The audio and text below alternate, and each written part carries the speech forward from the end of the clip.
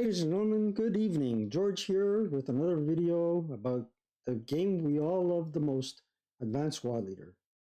And what I am going to do here is try to replicate a video that I saw from YarnHub about 8 epic battles. And this is the first one that interested me.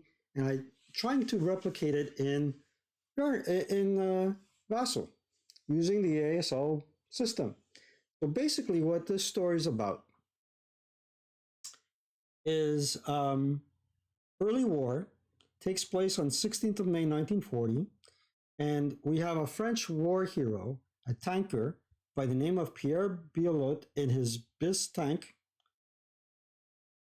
Well, again, a T1BS, doesn't sound right. And lo and behold, he comes upon 13 panzers just before the French village of Stonne, opens up, annihilates them all.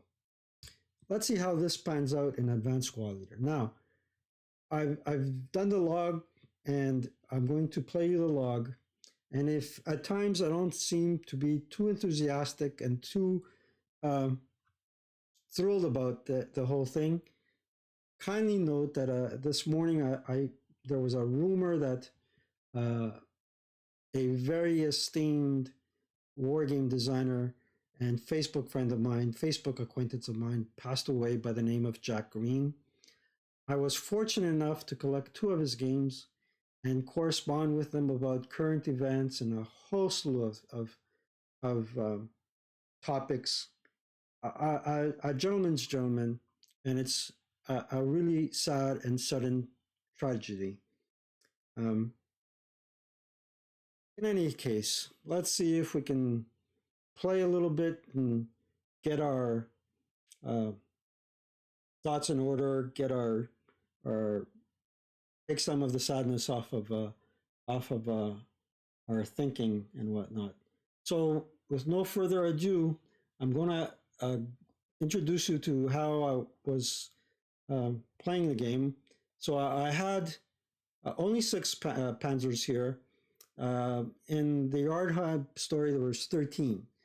And the rule is that these tanks on the first French turn cannot shoot back. So let's move on. And before we go any further, we want to also talk about a little bit about the French T1BS tank.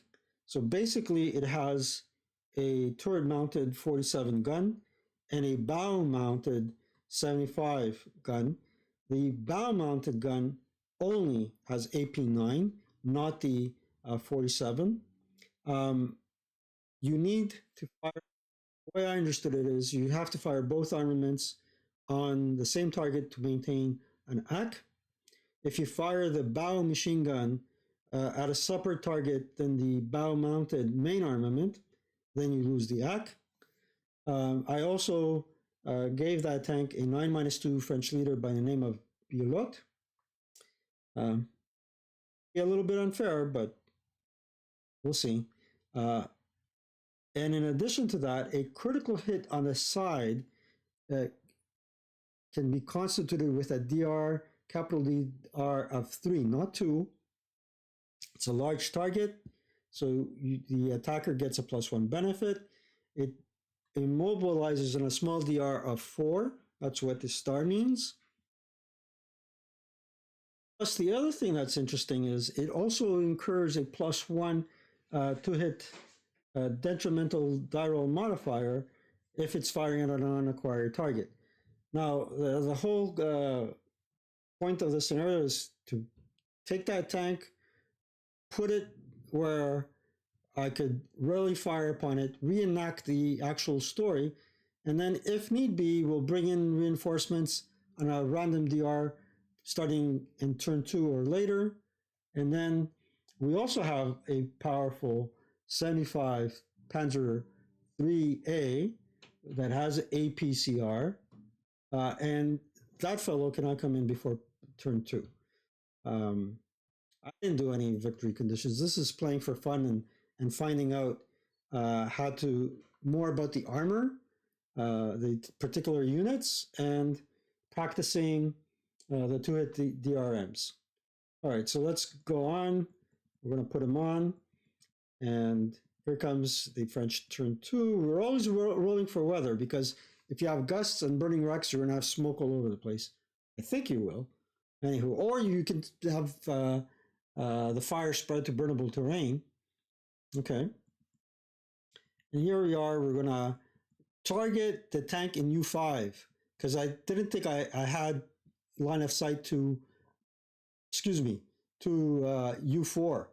So I wanted to hit the furthest tank first. That presented 4 hindrances, made it a bit difficult. You got a 9-2 leader, armor leader. You got to take advantage of him. So that was a miss. Now they turn around and try to fire, and I quickly find out that this guy has rate like you wouldn't believe. That's all the 2 hits that was a rate roar, a rip. But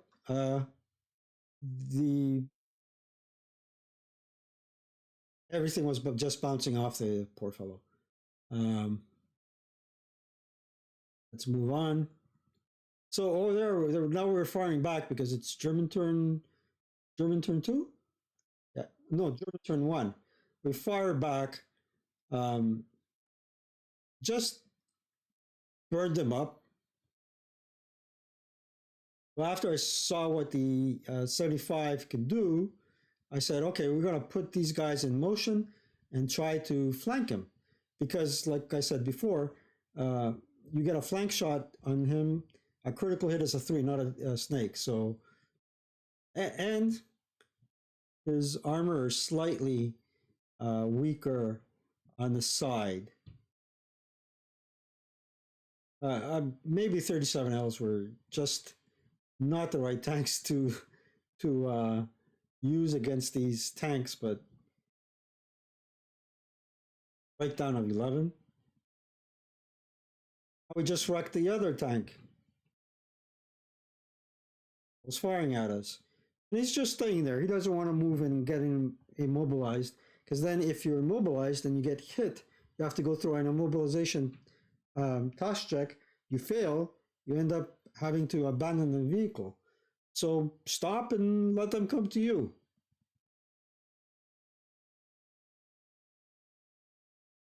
Now we're firing back. That was pretty lame.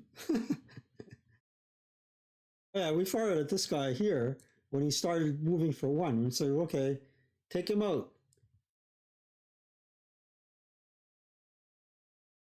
Now we were continuing moving, but with 12 moving factors, my God, that isn't a lot of moving factors, especially in village terrain. All right, we got that guy there. And this is a side shot, I believe. That would be good. But then we miscalculated this guy's movement factors, and he ended up in motion, expending all his 12 movement factors to get there. And then the 75 fired at this guy. He was an acquired target. Got him. Then the 47 turret gun fires at him without the leadership modifier, but he's point blank. Oh yeah.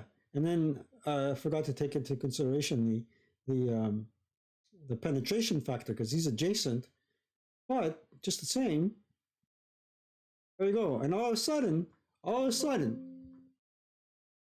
and the log file. Yes. No, there you go. All of a sudden, out of the 6 tanks, we're left with 2, and they're in motion. I threw up the towel and I said, forget it. Forget it. Even if the other tank comes in with 1 armor factors and these big babies coming in, yeah, it seems a bit unbalanced. And the YarnHub story goes on to say that before the Germans could put Biollotte out of action, that entire day they being the French, and I took the liberty of naming some of these tanks after French names. So one of them isn't a female name, Gaston. You know, the waiter, Gaston. Gaston, viens ici. Lucille, Toulouse, and Margot. Margot is Québécois. Hey, Margot, viens ici. No, something like that. Yule was you, maybe you're, as in Europe. Awesome. Yeah. So I think here, this system replicated exactly what the YarnHub story was all about. And I'm going to share the video link in the description.